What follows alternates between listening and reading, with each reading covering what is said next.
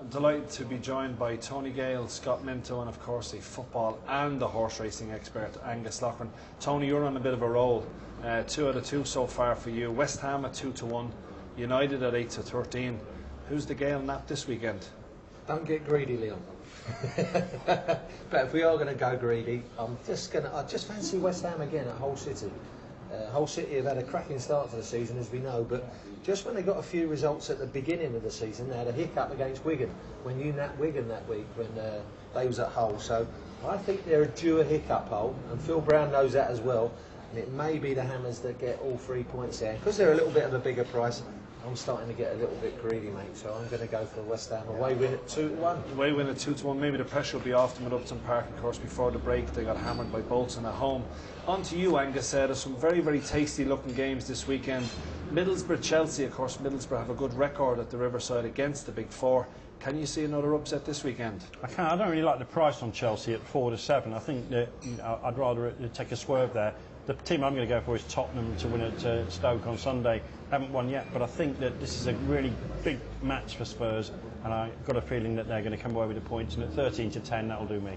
And do you think Spurs can actually get a win away from home with all the pressure that's on their players, or maybe being away from White Hart Lane might actually suit Spurs? I think there'd be more pressure if they were at home, funnily enough. Although it's going to be a lively atmosphere, and as for West Ham at Hull, it's going to be a tremendous atmosphere. There's some short prices around the Premiership this weekend. The Manchester United, very short against West Brom. Liverpool against Wigan. I think Aston Villa should beat Portsmouth at 5-6. That's a very attractive price. So maybe Villa and Tottenham would be my 2 for the weekend. Well, Scott, I'm going to give you the hardest game of all. Bolton Wanderers against Blackburn Rovers. Very, very difficult to call this one. Bolton had a big win away against West Ham. Paul Ince still trying to find his feet at Blackburn. How do you see this one going? Yeah, spot on. I was at Upton Park, and Bolton played exceptionally well. I can't call this one, and because I can't call it, I'd probably normally go for the draw.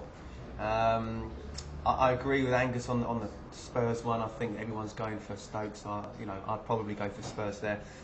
I just think Sunderland as well. Sunderland away at Fulham. Gailey won't like me saying this, but I've got a feeling that Sunderland, they're playing well at the moment. Roy Keane's got them in the right direction.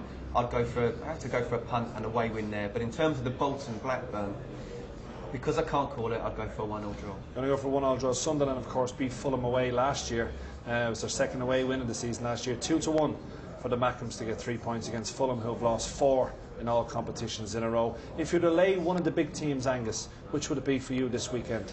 Well, I think Chelsea got the hardest task at Middlesbrough, but they just keep on winning these games 1-0, these big games 1-0. You'd expect Manchester United to beat West Brom, you'd expect Arsenal to beat Everton, and although Wigan will give Liverpool a tough game, if I had to oppose one of the big 4, I'd be opposing Chelsea. Thank you.